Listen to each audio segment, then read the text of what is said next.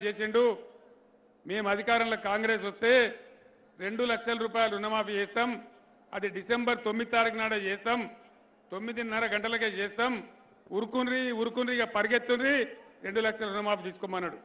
2 లక్షల రుణమాఫీ అయిందా రైతు బంధు అందరికి వచ్చిందా ముందరికి వచ్చే నమ్మకం ఉందా వడ్లు కొంటున్నారా తడిసిన వడ్లు కొంటున్నారా మద్దతు ధర వస్తున్నదా వడ్లకు ఇట్లా ఎక్కడ నేను ఇవాళ 12వ రోజు నేను సభ బయలుదేరి అన్ని జిల్లాల నుంచి వస్తా ఉన్నా ప్రతి దగ్గర కూడా ఇదే చేస్తా ఉన్నారు దోకా చేసినారు మోసం చేసినారు ఎన్ని రకాల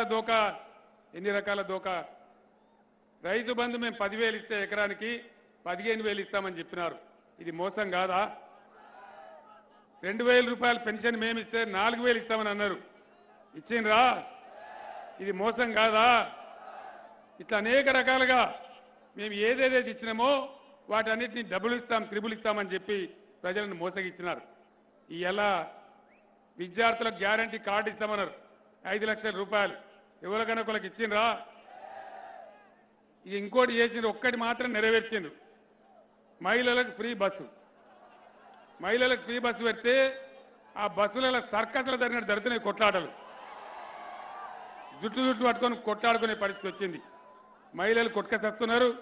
మహిళలే మాకు ఎందుకే ఫ్రీ బస్సు అంటున్నారు మాకు అవసరం లేదంటున్నారు అటు ఆటో రిక్షా కార్మికులేమో రోడ్డున పడ్డారు రేవంత్ రెడ్డి చెప్పిండు ఆటో రిక్షా కార్మికులకు 12,000 ఇస్తామన్నాడు ఇచ్చిండ్రా రైతు కూలీలకు సంవత్సరానికి 12,000 ఇస్తామన్నాడు ఇచ్చిండ్రా కనీసం రైతు కూలీ ఎవడో గుర్తించిండ్రా ఏదైనా జరిగిందా అంటే ఎన్నికల్లో చెప్పినవన్నీ బూటక వాగ్దానాలని అరచేతిలో వైకుంఠమని దగాపోయినమని ఇలా తెలంగాణ రైతాంగం బాధపడతా ఉంది